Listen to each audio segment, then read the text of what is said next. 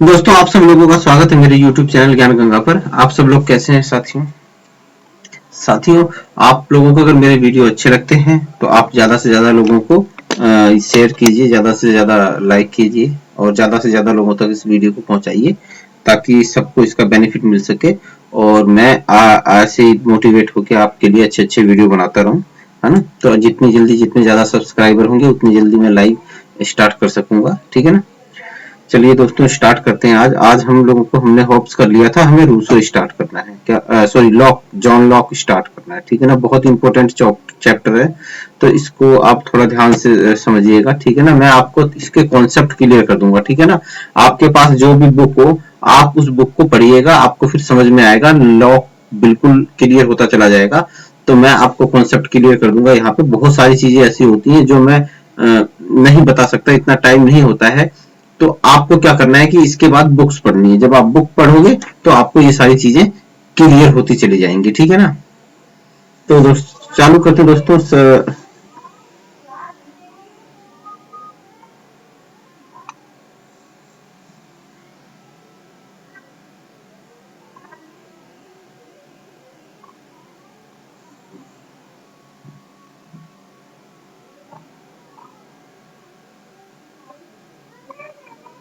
तो दोस्तों lock lock जो है आपका इसका जो टाइम है, कार्यकाल है 1632 से लेकर 1709 के बीच में है और ये इंग्लैंड का है। कहाँ है? इंग्लैंड का है। अंग्रेजी दार्शनिक है, ठीक है ना। क्या है ये? अंग्रेजी दार्शनिक है दोस्तों। ये क्या है? अंग्रेजी दार्शनिक कहते हैं इसको, ठीक है ना। जो इंग्लैंड से है उनको अंग्रेजी दार्शनिक कहते हैं। अंग्रेजी दार्शनिक है, ठीक है ना, दार्शनिक। तो ये क्या है? ये इंग्लैंड से है और आपका इसका टाइम था 1632 और 1709। आपको दोस्तों ये थिंकर्स का क्रम याद रखना है क्योंकि हो सकता है कि कई बार इस तरह के भी क्वेश्चन आ जाते हैं कि आपको 5-6 नाम दे देंगे और कहेंगे कि इनको क्रम में लगाइए। जैसे आपका लॉक होगा, हॉब्स, रूसो हो गया, हीगल हो गया, मार्क्स हो गया, ये सारे आपको क्या बोलते हैं दे देंगे और आपको क्रम में लगाना होगा। तो आप लोगों को उसका सही क्रम पता होना चाहिए। अगर आपने पढ़ा होगा तो ही आप उसको क्रमबद्ध कर सकते हो, अदरवाइज आप नहीं कर पाओगे। बहुत कई बार क्या करता है कि एनटीए बहुत इजी क्वेश्चन भी दे देता है, ठीक है ना। तो गलत को जो हार्ड क्वेश्चन है वो तो बेशक गलत हो जाए तो हो जाए, लेकिन इजी क्वेश्चन तो किसी कीमत पे गलत नहीं होना चाहिए। तो इस चीज का आप ध्यान रखना, ठीक है ना। अब लॉक जो है, लॉक जो पैदा हुआ था तो उसके समय की जो स्थितियां थी उसके ऊपर बहुत प्रभाव पड़ा। तो क्या था कि लॉक जो था 1688 ना, 1688 में क्या हुआ था कि लॉक उस समय ना गौरवपूर्ण क्रांति हुई थी इंग्लैंड के अंदर में। क्या हुई थी? गौरवपूर्ण क्रांति हुई थी। तो उसका उसके जीवन पे बहुत गहरा प्रभाव पड़ा था। क्या पड़ा था? बहुत गहरा प्रभाव पड़ा था। इसे इंग्लैंड की गौरवपूर्ण क्रांति कहते हैं। और हुआ क्या था कि गौरवपूर्ण क्रांति जो थी इसमें क्या हुआ था कि इसमें कोई खून खराबा, जैसे कि हमने अभी फ्रांस में पढ़ा था ना, सॉरी हमने जब क्या बोलते हैं हॉब्स पढ़ा था, तो हॉब्स के अंदर में उसमें हुआ क्या था कि भाई उसके अंदर जो है कि 4 सिद्धियां है ना, उसके उसको उसको उसके उसमें और क्या बोलते हैं आपका जो एक और था, क्या था? संसद के समर्थकों में और राजतंत्र के समर्थकों के बीच में क्या हो गया? संघर्ष हो गया था, ठीक है ना। तो उस समय काफी खून खराबा हुआ था। लेकिन यहाँ जो इंग्लैंड में जो क्रांति हुई थी ना, इसमें कोई रक्तपात, बिना रक्तपात के हुई। क्या हुई? कि बिना रक्तपात के हुई, ठीक है ना। तो और उससे शासन में परिवर्तन हो गया, ठीक है ना। क्या हो गया? शासन में परिवर्तन हो गया। तो इसी वजह से इसको गौरवपूर्ण क्रांति कहा जाता है। इसीलिए इसको गौरवपूर्ण क्रांति कहा जाता है क्योंकि इसमें रक्तपात नहीं हुआ था। क्या हुआ था? रक्तपात नहीं हुआ था, शांति से ही शासन में परिवर्तन हो गया था, ठीक है। तो इसको क्या कहते हैं? गौरवपूर्ण क्रांति कहते हैं। तो बिना इसका जो लॉक के विचारों पे इसका बहुत गहरा प्रभाव है, ठीक है ना। अमेरिकी क्रांति लॉक के विचारों से प्रभावित है। क्या है? अमेरिकी क्रांति लॉक के विचारों से प्रभावित है। अगर आप क्या बोलते हैं, अमेरिका की जो क्रांति है वो लॉक के विचारों से प्रभावित है ना। लॉक की प्रमुख रचनाएं क्या क्या है? लेटर कंसर्निंग टॉलरेशन, ये आपकी पहली रचना है। Two treatise on civil government, ये बहुत इंपॉर्टेंट रचना है, ठीक है ना। क्या है? ये इंपॉर्टेंट रचना है, ठीक है ना। यहाँ से भी क्वेश्चन आ सकते हैं। ये जो है ना, ये सारी बुकें आपको याद करनी है। इसमें क्या है कि भाई कई बार आपको बुक्स दे देंगे और उसका क्रमबद्ध, उसको क्या बोलना, उसको क्रम से लगाना होगा, ठीक है ना। क्या होगा? उसको क्रम से लगाना होगा।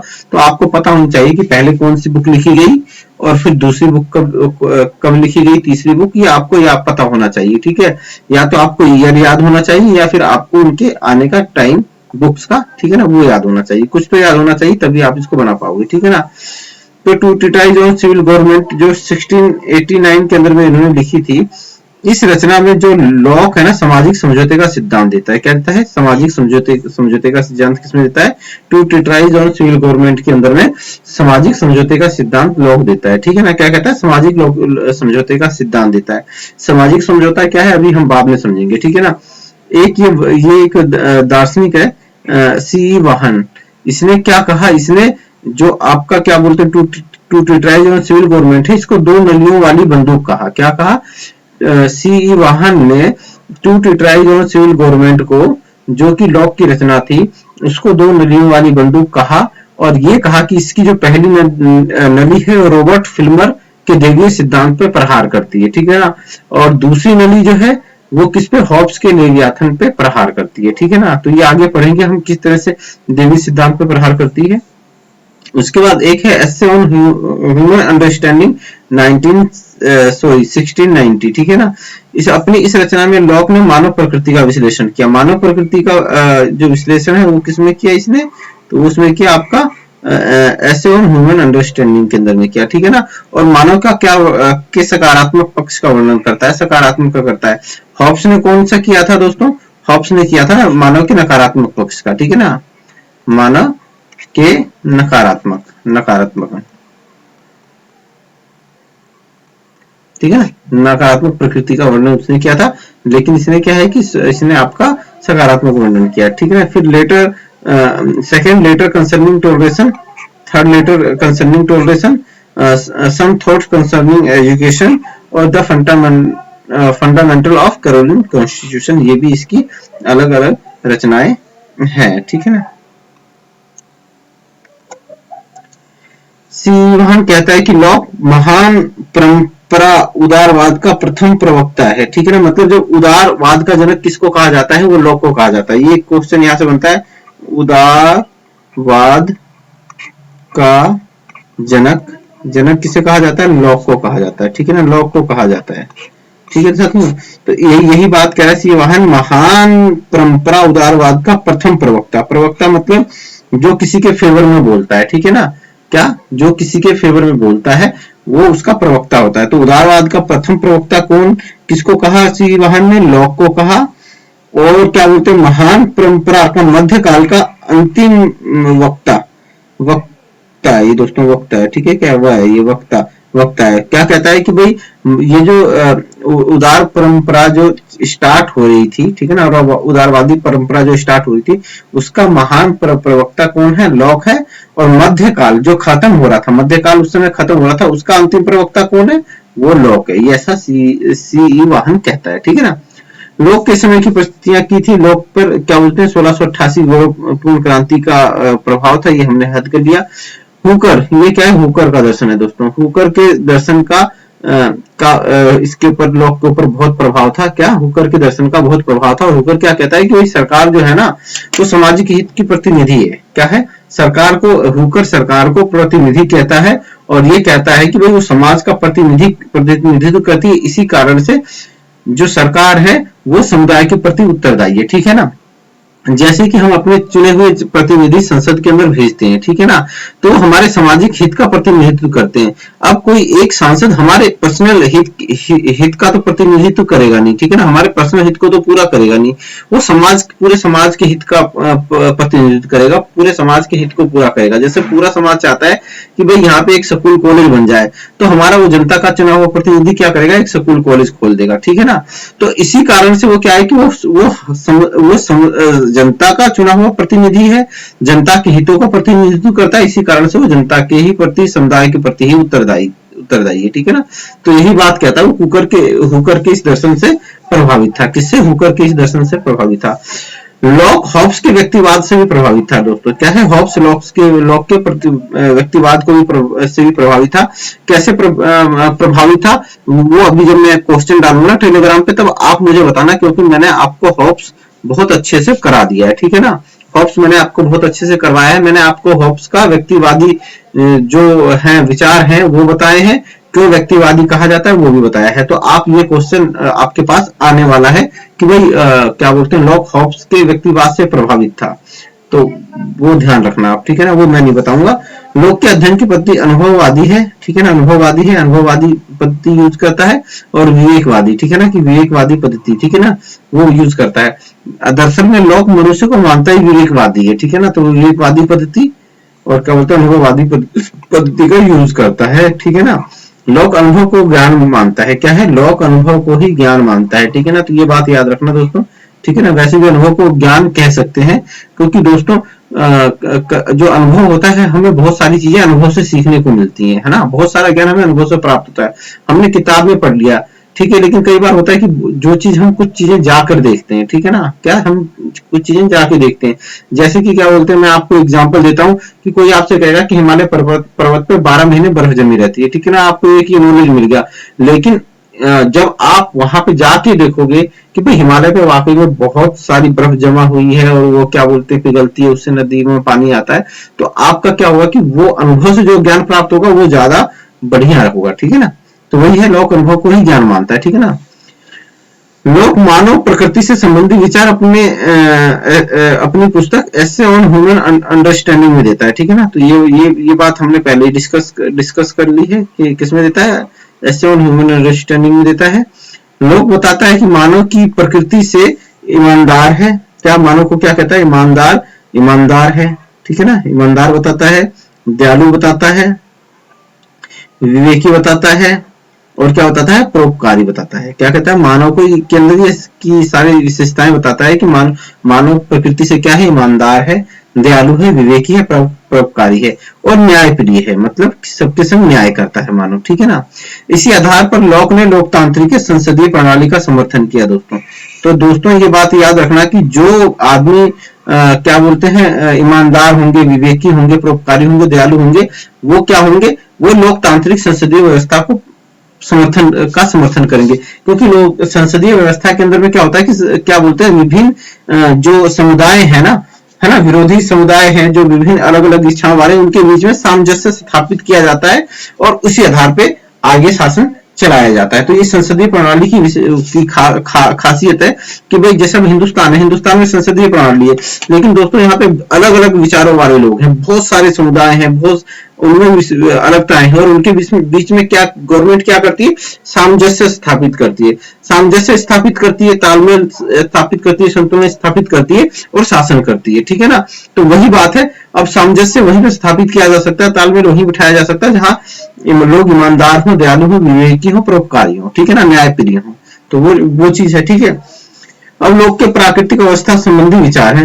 लोक मानव की प्रकृति के आधार पर प्राकृतिक अवस्था की कल्पना करता है। क्या करता है, मानव की जो प्रकृति है उसी आधार पर प्राकृतिक अवस्था की कल्पना करता है, और प्राकृतिक अवस्था के आधार पर क्या बोलते हैं, गृह युद्ध का वर्णन करता है, ठीक है ना। क्या कहता है, गृह युद्ध का वर्णन करता है, ठीक है ना। लोक के अनुसार प्राकृतिक अवस्था शांतिपूर्ण है, क्या कहता है, शांतिपूर्ण है, सहयोग है, सदिच्छा है और संरक्षण की है, ठीक है ना। हॉब्स क्या कहता था दोस्तों, हॉब्स क्या कहता था, हॉब्स कहता था कि प्राकृतिक अवस्था क्या थी, अराजक है, अराजक है, युद्ध वाली है, ठीक है, कलेश है, ठीक है ना, अशांति है। इसके ऊपर लॉक क्या कहता है कि इस प्राकृतिक अवस्था शांतिपूर्ण है, सहयोग है, सदिच्छा है, संरक्षण है। क्यों, क्योंकि मानव की जो प्रकृति है वो कैसी है, मानव ईमानदार है, दयालु है, विवेकी है, परोपकारी है, और इसी आधार पे वो क्या बोलते हैं, प्राकृतिक अवस्था में जो गृह युद्ध होता है ना, इसी आधार पे उसका वर्णन करता है। जब अवस्था इतनी अच्छी होगी तो गृह युद्ध का जो होगा वो होगा ही नहीं, लेकिन उसमें क्या बोलते हैं, आपका हॉब्स के में क्या हो जाएगा, गृह युद्ध छिड़ जाएगा, ठीक है ना। तो प्राकृतिक अवस्था में न्याय और नैतिकता थी। अब हॉब्स क्या कहता है कि लॉक क्या कहता है कि प्राकृतिक अवस्था में न्याय और नैतिकता थी, ठीक है ना। प्राकृतिक अवस्था में प्राकृतिक कानून थे, क्या है, प्राकृतिक कानून थे जो क्या बोलते हैं, प्राकृतिक अधिकार का स्रोत थे। क्या थे, प्राकृतिक कानून थे जो प्राकृतिक अधिकार का स्रोत थे, ठीक है ना। आप सब लोगों ने अगर पहले क्लास देखी होगी तो मैंने उसके अंदर बताया कि प्राकृतिक कानून क्या होते हैं, ठीक है, प्राकृतिक कानून क्या होते हैं, ठीक है। प्राकृतिक अवस्था में 3 प्राकृतिक अधिकार थे, कौन कौन से थे, जीवन, स्वतंत्रता, संपत्ति, तो लॉक इन तीनों को जीवन, स्वतंत्रता और संपत्ति को प्राकृतिक अधिकार मानता है। ठीक है, क्या कहता है कि प्राकृतिक अवस्था में 3 प्राकृतिक अधिकार थे, जीवन, स्वतंत्रता और संपत्ति। ठीक है ना। लॉक प्राकृतिक अवस्था में 3 कमियां बताता है। क्या कमियां बताता है? विधायिका, कार्यपालिका और न्यायपालिका का अभाव। ठीक है ना। और इन तीनों कमियों की पूर्ति के लिए ही मानव ने क्या किया कि सामाजिक समझौता सिद्धांत किया। ठीक है ना। अब विधायिका क्या होगा कि विधि का निर्माण करेगी, कार्यपालिका क्या करेगी? लागू करेगी, और न्यायपालिका क्या करेगी? उसका पालन करवाएगी, उसकी व्याख्या करेगी विधियों की। ठीक है ना। तो इनका होना जरूरी है, अदरवाइज क्या होगा कि लोग कहता है कि प्राकृतिक अवस्था में अगर कोई होगा नहीं, ठीक है ना, अगर राज्य नहीं होगा और ये तीनों संस्थाएं नहीं होंगी, तो क्या होगा कि भाई विधि कौन बनाएगा, और क्या बोलते हैं प्राकृतिक, और क्या बोलते हैं आपका उसको लागू कौन करेगा, और उसका क्या बोलते हैं किसी के संग कुछ गलत होगा तो उसको उल्टा कौन करेगा। ठीक है ना। ठीक है ना। विधियों की व्याख्या कौन करेगा। ठीक है ना।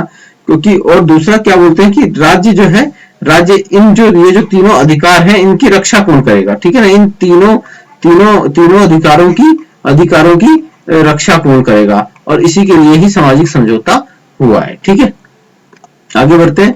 लोग के अनुसार सामाजिक समझौते के द्वारा 2 समझौते हुए हैं। क्या था? 2 समझौते की बात करता है दोस्तों। हॉब्स ने कितने समझौते की बात की थी? हॉब्स ने एक समझौते की बात की थी, एक समझौते की बात की थी दोस्तों। ठीक है ना। एक समझौते की बात हॉब्स ने की थी। लॉक क्या कहता है? 2 समझौते की बात करता है। पहला समझौता व्यक्ति और व्यक्तियों के बीच में हुआ जिससे राज्य की स्थापना हुई। मतलब 2 व्यक्ति थे और व्यक्तियों ने मिलकर एक समझौता किया और क्या बोलते हैं राज्य की स्थापना कर दी। ये स्थायी समझौता था। क्या होता है? स्थायी का मतलब कि भाई राज्य स्थायी रहेगा। राज्य क्या रहेगा? स्थायी रहेगा। उन्होंने राज्य की स्थापना कर दी जो क्या है? अस्थायी है। ठीक है, क्या कहते हैं? लोगों ने मिलकर एक राज्य की स्थापना कर दी, राज्य क्या रहेगा? अस्थायी रहेगा। दूसरा समझौता व्यक्ति और शासक के मध्य हुआ। क्या मतलब? दूसरा जो समझौता हुआ व्यक्ति के बीच में हुआ और शासक के बीच में हुआ, जो उनके ऊपर शासन करेगा। ठीक है ना। और ये जो समझौता हुआ ना, ये था अस्थायी। ठीक है ना। मतलब अस्थायी इसलिए था कि अगर शासक व्यक्तियों के, समाज के लोगों के हितों की रक्षा नहीं करता है, उनके विरुद्ध कार्य करता है, तो क्या होगा कि भाई व्यक्ति उस समझौते को तोड़ देगा और किसी और दूसरे को शासक बना देगा। इसी वजह से ये अस्थायी समझौता है। और स्थायी व्यक्ति और व्यक्तियों के बीच में समझौता करने के बाद जो जिस राज्य का निर्माण हुआ वो क्या था? स्थायी समझौता था। क्यों? क्योंकि राज्य को समाप्त नहीं किया जा सकता, राज्य को हटाया नहीं जा सकता। ठीक है ना। लेकिन सरकार को हटाया जा सकता था, शासक को हटाया जा सकता था, इसलिए वो वाला समझौता, दूसरा समझौता क्या हुआ? अस्थायी हुआ। ठीक है ना। लोक के राज्य की विशेषताएं। भाई राज्य की विशेषताएं क्या? लोक ने समाज, राज्य, सरकार में अंतर किया है दोस्तों। क्या किया? अंतर किया है। हॉब्स ने क्या किया था? हॉब्स ने इन तीनों में कोई अंतर नहीं किया दोस्तों। क्या? इन तीनों में कोई अंतर नहीं किया था, है ना। कोई अंतर नहीं किया था हॉब्स ने, है ना। पर इसने क्या है कि लॉक ने समाज समाज, राज्य, सरकार तीनों में अंतर किया। ठीक है ना। लोक सामाजिक समझौते से विधायिका, कार्यपालिका और न्यायपालिका का निर्माण करता है दोस्तों। क्या कहता है कि भाई लॉक सामाजिक समझौते से क्या कहता है? विधायिका, कार्यपालिका और न्यायपालिका का निर्माण करता है। लोक न्यायपालिका को कार्यपालिका का अंग मानता है दोस्तों। क्या बोलते हैं? न्यायपालिका को कार्यपालिका का अंग माना जाता है। अभी हमारे यहाँ पे करंटली क्या है कि कार्यपालिका, न्यायपालिका और विधान पालिका ये तीनों अलग अलग हैं। ठीक है ना। और ये तीनों किसी के कार्य में हस्तक्षेप नहीं कर सकते। लेकिन लोक क्या कहता है कि न्यायपालिका को किसको? कार्यपालिका का अंग मानता है दोस्तों। ठीक है ना। लॉक के अनुसार राज्य का प्रमुख कार्य प्राकृतिक अधिकारों की रक्षा करना है दोस्तों। क्या है? राज्य क्या करेगा कि प्राकृतिक अधिकारों की रक्षा करेगा। कौन कौन से?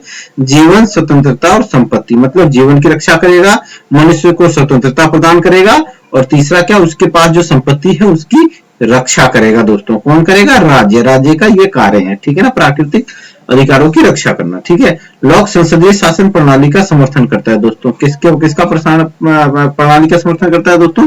संसदीय शासन प्रणाली का समर्थन करता है। लोक कहता है कि जनता क्रांति के माध्यम से सरकार बदल सकती है दोस्तों। जैसा कि मैंने कहा ना कि शासक अगर व्यक्ति के हितों की उपेक्षा करेगा, उनके हिसाब से कार्य नहीं करेगा, तो क्या करेगा कि भाई व्यक्ति शासक को, उस व्यक्ति सारे व्यक्ति मिलकर शासक को हटा देंगे। तो वही बात है, लोग कहता है कि भाई अगर सरकार सही से काम नहीं कर रही है तो जनता क्रांति कर देगी। क्या कर देगी? क्रांति कर देगी। उसकी सरकार को तख्ता पलट देगी, उखाड़ फेंकेगी, ठीक है ना। और इसी कारण से लॉक को क्रांति का दार्शनिक कहा जाता है। किसको कहा जाता है?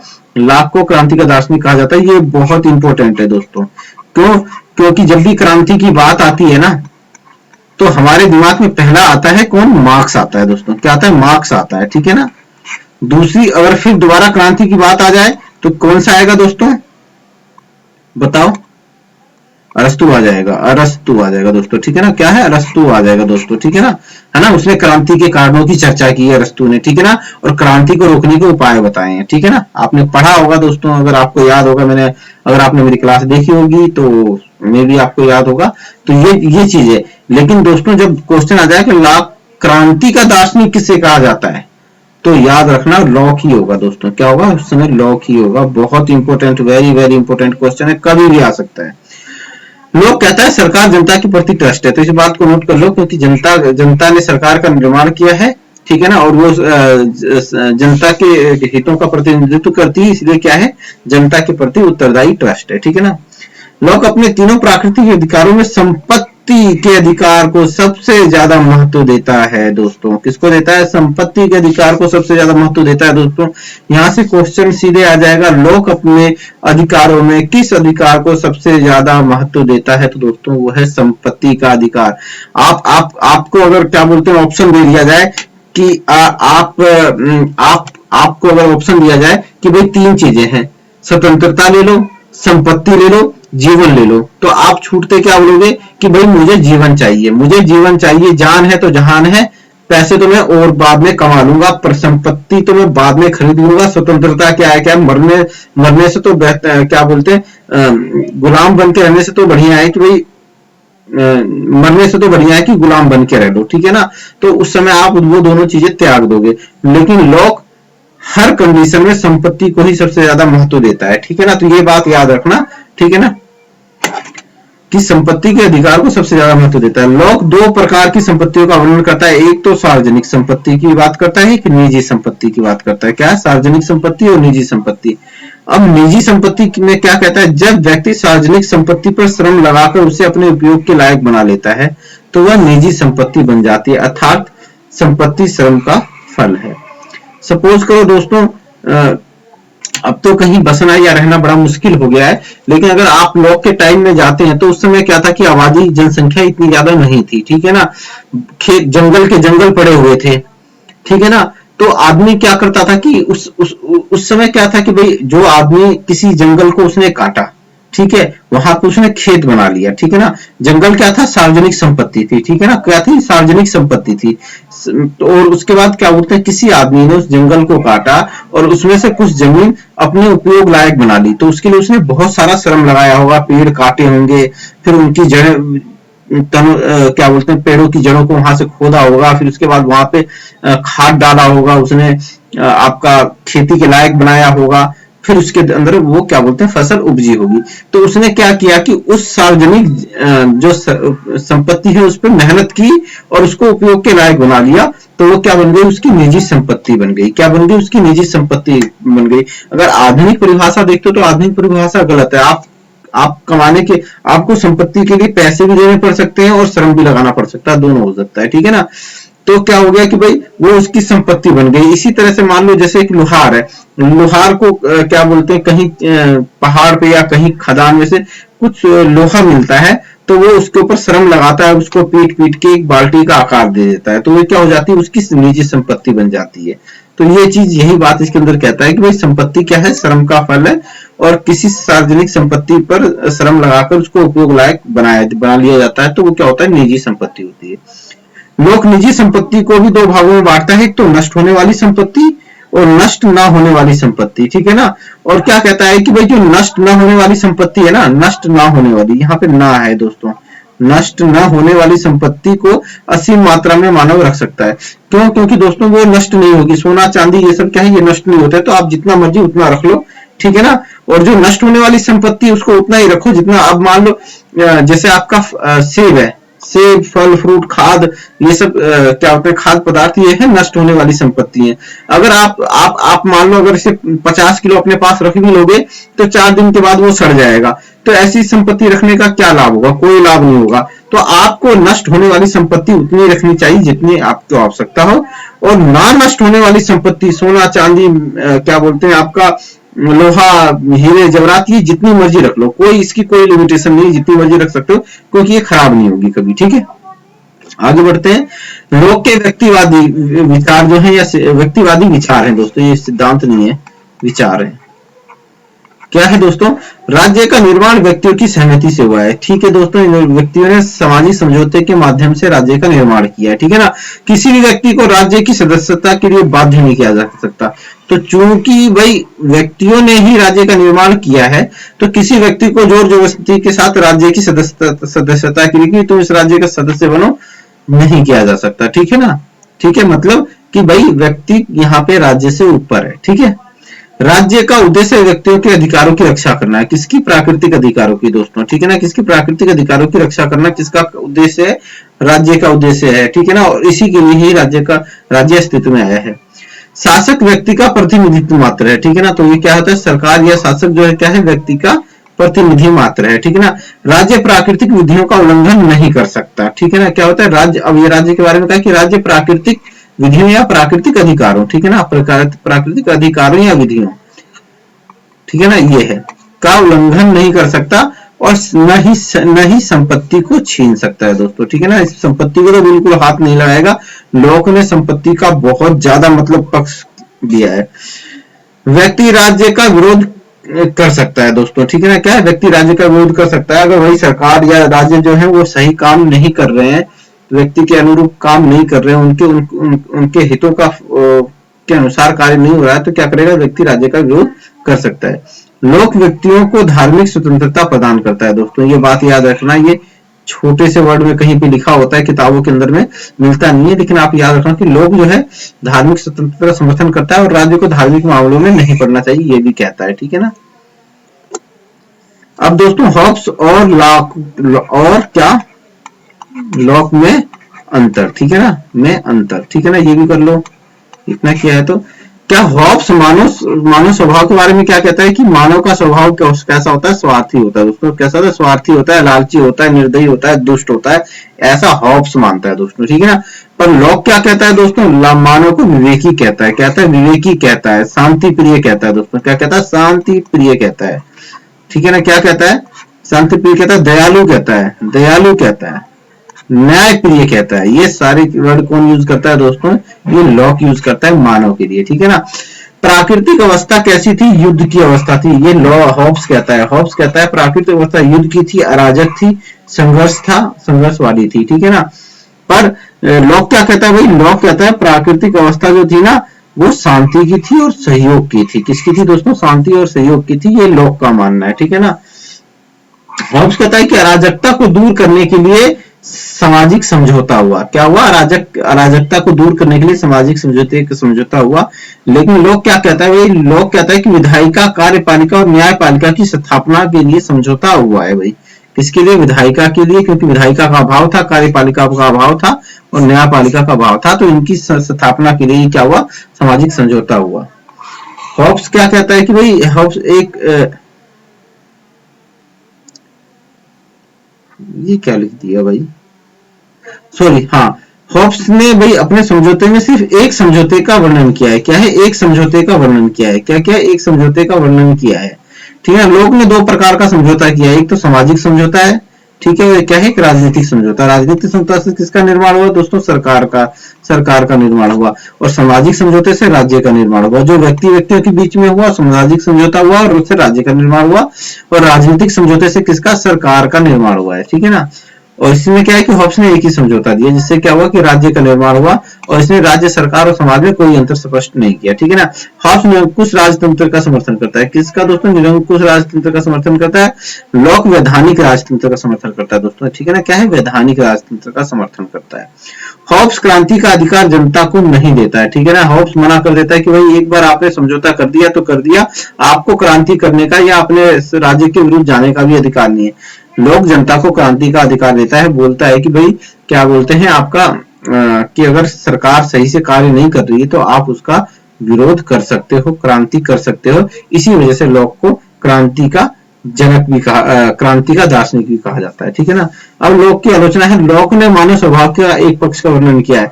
अब ये जरूरी नहीं कि दोस्तों की जो मानव है वो विवेकी हो, दयालु हो, न्याय प्रिय हो, ठीक है ना, ऐसा नहीं है। कुछ लोग स्वभाव से या बचपन से ही क्या होते हैं कि दुष्ट प्रवृत्ति के होते हैं। तो क्या है कि मानव स्वभाव की एक पक्ष का वर्णन जो लोक ने किया है वो तर्कसंगत प्रतीत नहीं होता है, ठीक है ना। प्राकृतिक अवस्था वास्तविक नहीं है दोस्तों, ठीक है। तो प्राकृतिक जैसे जो हॉब्स या लॉक जो कहते हैं प्राकृतिक अवस्था, उसके बारे में हमारे पास कोई ऐसा दस्तावेज तो है नहीं कि भाई कहीं लिखा हो या कोई ऐसा सबूत हो हमारे पास कि भाई वाकई में प्राकृतिक अवस्था अराजक थी, युद्ध था, या फिर उसमें उस समय क्या बोलते हैं प्राकृतिक कानून थे, प्राकृतिक अधिकार थे। तो ऐसा कोई है नहीं, तो इस वजह से हम इसको क्या कह सकते हैं कि इससे वास्तविक नहीं मान सकते दोस्तों, कोई हमारे पास सबूत नहीं है। लॉक जो है क्या बोलते हैं, लॉक संपत्ति का सिद्धांत भ्रामक है, क्योंकि लॉक पूंजीवाद का समर्थन भी करता है और क्या बोलते हैं निजी संपत्ति का समर्थन करता है, ठीक है ना। राज्य की उत्पत्ति का एकमात्र आधार जन सहमति नहीं हो सकती, ठीक है ना। राज्य की क्या कहता है भाई, जन लोग लॉक कहता है कि भाई लोग अपनी सहमति से राज्य की उत्पत्ति करते हैं, ठीक है ना, अपनी सहमति से मिलके। जन सहमति के अलावा बल व शक्ति भी राज्य की उत्पत्ति का कारण है, ठीक है ना। अब मान लो किसी के पास बहुत ज्यादा ताकत है, बहुत ज्यादा पावर है, तो अपने शक्ति पे, अपने बल और शक्ति के दम पे भी क्या होता है राज्य का निर्माण कर सकता है दोस्तों, ठीक है ना, जबरदस्ती पालन करवा सकता है। निरंतर क्रांति का भय, अब क्या बोलता है कि लोग ने क्या किया है कि भाई क्रांति का समर्थन कर दिया है, ठीक है ना, कि भाई सरकार सही से काम नहीं करती तो क्रांति कर सकते हैं। तो इससे क्या होगा कि भाई पब्लिक को जब क्रांति का अधिकार मिल जाएगा तो पब्लिक जब मर्जी तब उठ के खड़ी हो जाएगी और क्रांति कर देगी। तो इस तरह से क्या हो सकता है कि निरंतर क्रांति का भय बना रहेगा राज्य के ऊपर, ठीक है ना। अब लॉक के उदारवादी लक्षण क्या है, निजी संपत्ति। क्या होता है, लॉक निजी संपत्ति का समर्थन करता है। क्या, लॉक निजी संपत्ति का समर्थन करता है, ठीक है ना, इस वजह से इसको उदारवादी कहा जाता है। व्यक्तिवादी है भाई, व्यक्ति के द्वारा कि उसने राज्य का निर्माण किया है, ठीक है ना, और राज्य का क्या कार्य है, व्यक्तियों के अधिकारों की रक्षा करना, ठीक है ना। तो ये व्यक्तिवादी विचार है इसके। स्वतंत्रता का समर्थन करता है, ठीक है ना, जीवन का अधिकार, ठीक है, और राज्य का न्यूनतम हस्तक्षेप, कि भाई राज्य को कम से कम हस्तक्षेप करना चाहिए, सिर्फ 3 ही कार्य करने चाहिए, आपका क्या बोलते हैं आपका जीवन, स्वतंत्रता और संपत्ति की रक्षा करनी चाहिए, ठीक है ना। लोग सर्वप्रथम नागरिक समाज शब्द का प्रयोग करता है दोस्तों। लोग जो है सर्वप्रथम नागरिक समाज का शब्द का प्रयोग करता है, ये याद रखना, सिर्फ शब्द का प्रयोग करता है, जिसे बाद में ग्राम्सी और रॉबर्ट पुटनम द्वारा विस्तृत प्रयोग किया गया, ठीक है ना। क्या, जिसका आपका नागरिक समाज का किसने विस्तृत प्रयोग किया, तो ग्राम्सी और रॉबर्ट पुटनम ने किया, ठीक है ना। तो दोस्तों इस तरह से हमारा लॉक हुआ खत्म, ठीक है ना। आप लोग अगर इसके क्वेश्चंस करना चाहते हैं तो @political solution